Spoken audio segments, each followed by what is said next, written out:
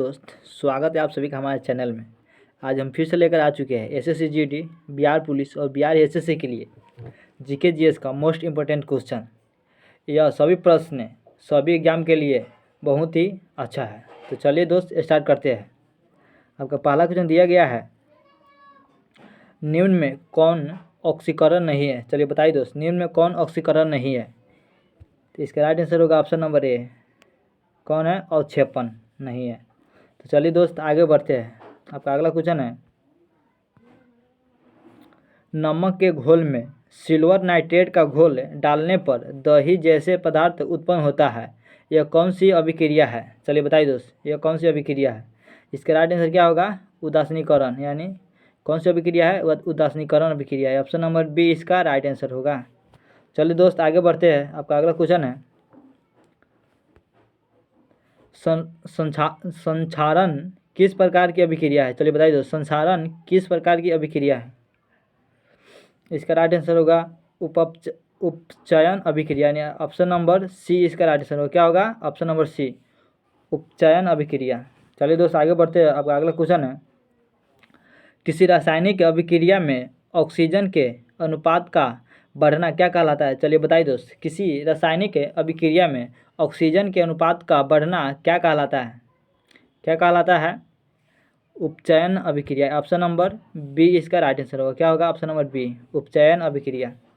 तो चलिए दोस्त आगे बढ़ते हैं। आपका अगला क्वेश्चन है, निम्न में कौन सी अभिक्रिया के युग में हमेशा साथ साथ होते हैं। चलिए बताइए दोस्त, इनमें से कौन सी अभिक्रिया है जिसका युग में हमेशा साथ साथ होते हैं। चलिए बताइए दोस्त, क्या होगा इसका?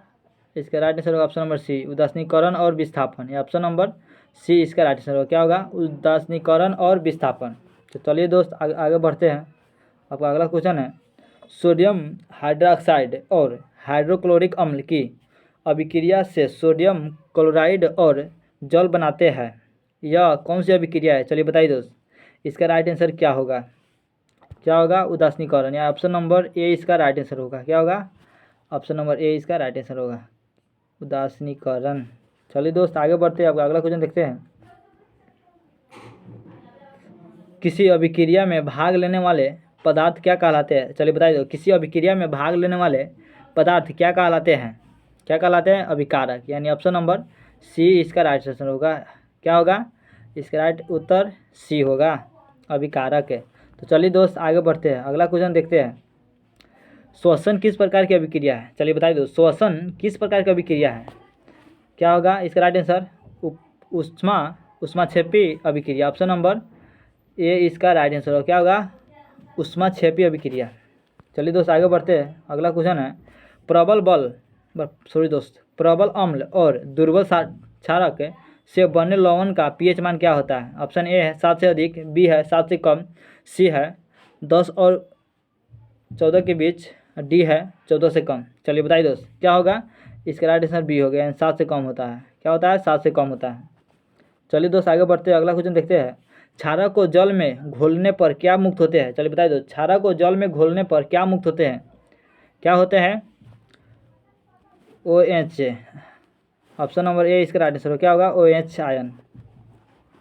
चलिए दोस्त आगे बढ़ते हैं। आपका अगला क्वेश्चन है, दही में किस प्रकार का अम्ल पाया जाता है। चलिए बताइए दोस्त, ऑप्शन दिया गया है लैक्टिक अम्ल, बी है साइट्रिक अम्ल, डी है ऑक्जेलिक अम्ल, डी है अन्य। चलिए बताइए दोस्त, इसका राइट आंसर क्या होगा? 11 नंबर, ऑक्जेलिक अम्ल। यानी ऑप्शन नंबर ए इसका राइट आंसर होगा।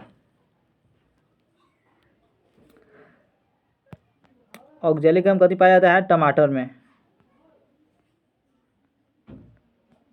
उसके बाद साइट्रिक अम्ल पाया जाता है इमली में।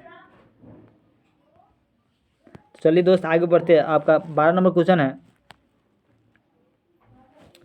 किसी अम्ल में मुख्य रूप से एक परमाणु अवश्य मौजूद रहता है जो धातु से अभिक्रिया कर एक गैस उत्पन्न करता है। चलिए बताइए दोस्त, ऑप्शन ए दिया गया हाइड्रोजन, बी है ऑक्सीजन, सी है नाइट्रोजन, डी है अमोनिया। इसका राइट आंसर क्या होगा? बताइए दोस्त, क्या होगा? हाइड्रोजन। यानी ऑप्शन नंबर ए इसका राइट आंसर होगा। क्या होगा? Option number A. चलिए दोस्त आगे बढ़ते हैं। अब अगला क्वेश्चन है 13 नंबर, वे पदार्थ जिनके स्वाद खाटा होते हैं और नीले लिटमस को घोल को लाल बनाता है, क्या कहलाता है। चलिए बताइए दोस्त, इसका राइट आंसर होगा क्या कहलाता है, अम्ल, यानी ऑप्शन नंबर ए इसका राइट आंसर होगा। चलिए दोस्त आगे बढ़ते हैं। आपका अगला क्वेश्चन है, जल में घुलनशील भस्म क्या कहलाते हैं। चलिए बताइए दोस्त, जल में घुलनशील भस्म क्या कहलाते हैं, क्या कहलाते हैं। ऑप्शन ए क्षारक, बी है क्षार, सी है संक्षारण, डी है क्षरण। चलिए बताइए दोस्त, इसका राइट आंसर क्या होगा, क्या होगा, क्षार कहलाता है। ऑप्शन नंबर बी इसका राइट आंसर होगा। चलिए दोस्त आगे बढ़ते हैं। अगला क्वेश्चन है, निम्न में से कौन प्रबल अम्लीय है। चलिए बताइए दोस्त, ऑप्शन ए है pH मान 7 होता है, बी है 14 pH मान 14, सी है pH मान 0, डी है pH मान 3। इसका राइट आंसर होगा ऑप्शन नंबर सी, यानी pH मान 0 होता है। और हाँ दोस्त, आपको यह क्वेश्चन कैसा लगा आप कमेंट बॉक्स में ज़रूर बताएं। आपको आगे किस टॉपिक पर वीडियो चाहिए कमेंट बॉक्स में ज़रूर लिखें। चलिए मिलते हैं अगले वीडियो में, जब तक के लिए जय हिंद।